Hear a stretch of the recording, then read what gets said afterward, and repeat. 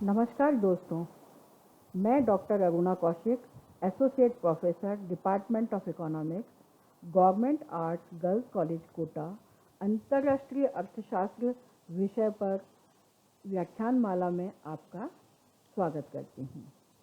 आज हम इस विषय का प्रथम अध्याय आपके साथ साझा करने जा रहे हैं, अंतर्राष्ट्रीय व्यापार की विशेषताएं।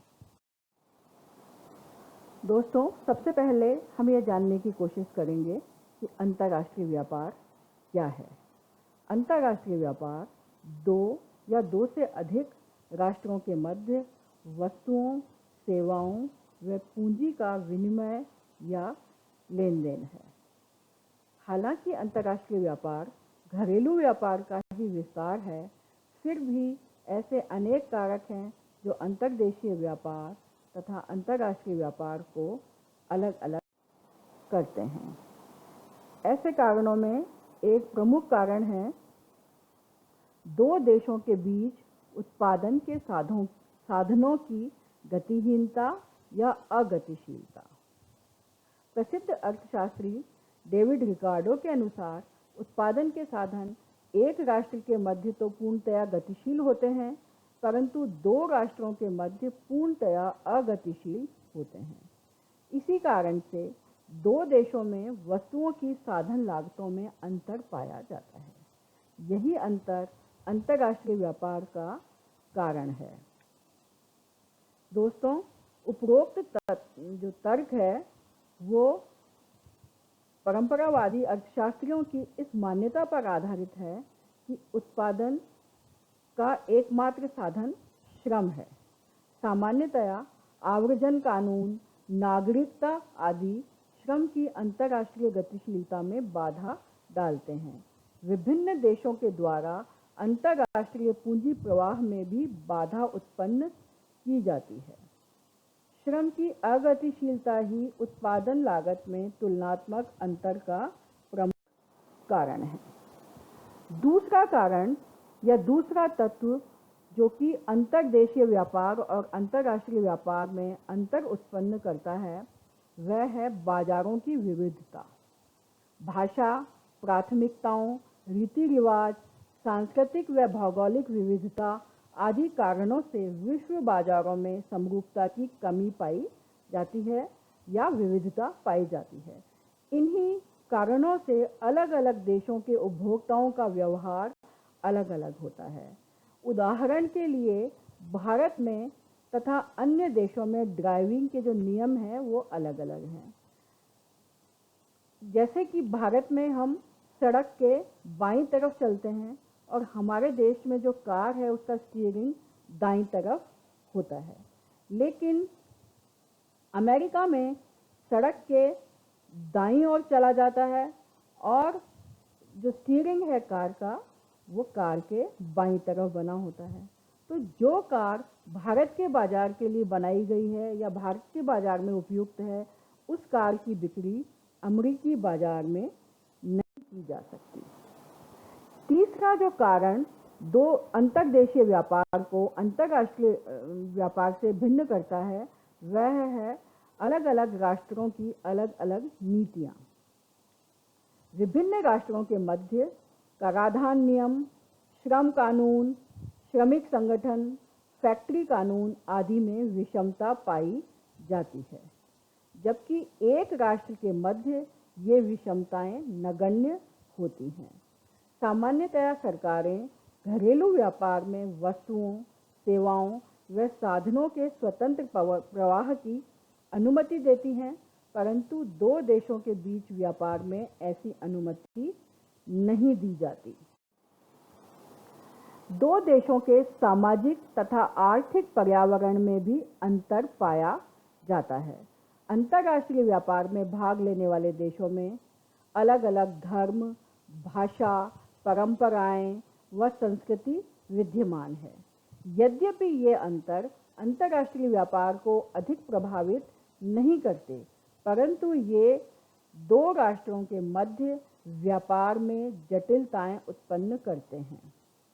प्रसिद्ध अर्थशास्त्री फ्रेडरिक का कथन है कि घरेलू व्यापार हमारे बीच है तथा अंतर्राष्ट्रीय व्यापार हमारे और उनके बीच है।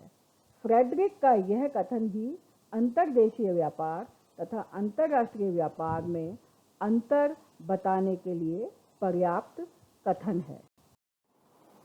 दोस्तों, अंतर्राष्ट्रीय व्यापार अलग अलग देशों के मध्य होता है और उनमें सरकारें भी अलग अलग होती हैं। ये देश अलग अलग राजनीतिक इकाइयां होते हैं। तो सरकारी हस्तक्षेप के कारण भी अंतर्राज्यीय या अंतर्देशीय व्यापार और अंतर्राष्ट्रीय व्यापार में अंतर उत्पन्न हो जाता है। सामान्यतया विभिन्न देशों की सरकारें प्रशुल्क, अभ्यंश, आर्थिक सहायता, राजकीय व्यापार आदि तरीकों से अंतर्राष्ट्रीय व्यापार में बाधा उत्पन्न करती हैं। प्रत्येक राष्ट्र अपने अपने वैधानिक ढांचे के अंतर्गत कार्य करता है।